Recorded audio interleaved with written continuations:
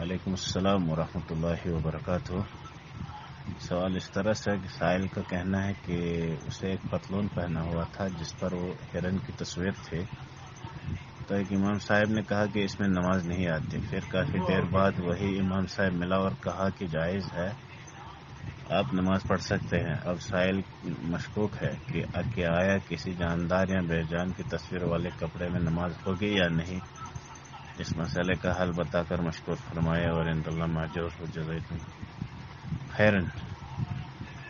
رسول اللہ صلی اللہ علیہ وسلم کی ایک حدیث ہے کہ فرشتے اس گھر میں داخل نہیں ہوتے ہیں جس میں تصویر ہو، جاندار کی تصویر ہو۔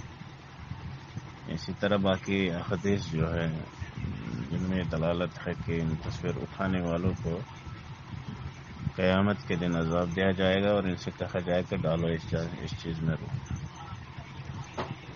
اس اعتبار سے کسی انسان کے لیے ایسا کپڑا پہننا جس میں جاندار کی تصویر ہو جائز نہیں ہے۔ اور اسی طرح جب غیر نماز سے باہر والی حالت میں ایسا کپڑا پہننا جس میں جاندار کی تصویر ہو جائز نہیں ہے، تو نماز میں بھی ایسا کرنا جائز نہیں ہے۔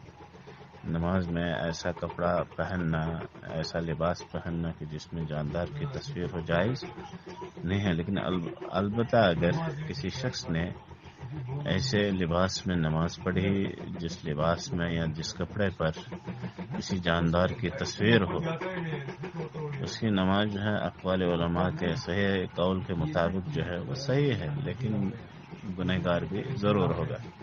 ایسے شخص کو چاہے کہ وہ توبہ کرے اور آئندہ جو ہے ایسے لباس میں، ایسے کپڑے میں نماز نہ پڑھے جس میں جاندار کی تصویر ہو۔ اگر وہ شخص جاہل ہے تو پھر بھی اس کی نماز صحیح ہے، لیکن جاہل شخص گنہگار نہیں ہوگا، وہ معذور ہے۔ لیکن ایک ایسا شخص جس کو پتہ ہے کہ جاندار کی تصویر اٹھانا حرام ہے، اس کے باوجود اس میں نماز پڑھی تو وہ نماز اس کی صحیح ہوگی، لیکن ساتھ میں گنہگار ہوگا۔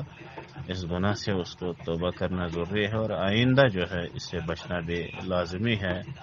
هذا وصلی اللہ علی نبینا محمد وعلی آلہ وصحبہ۔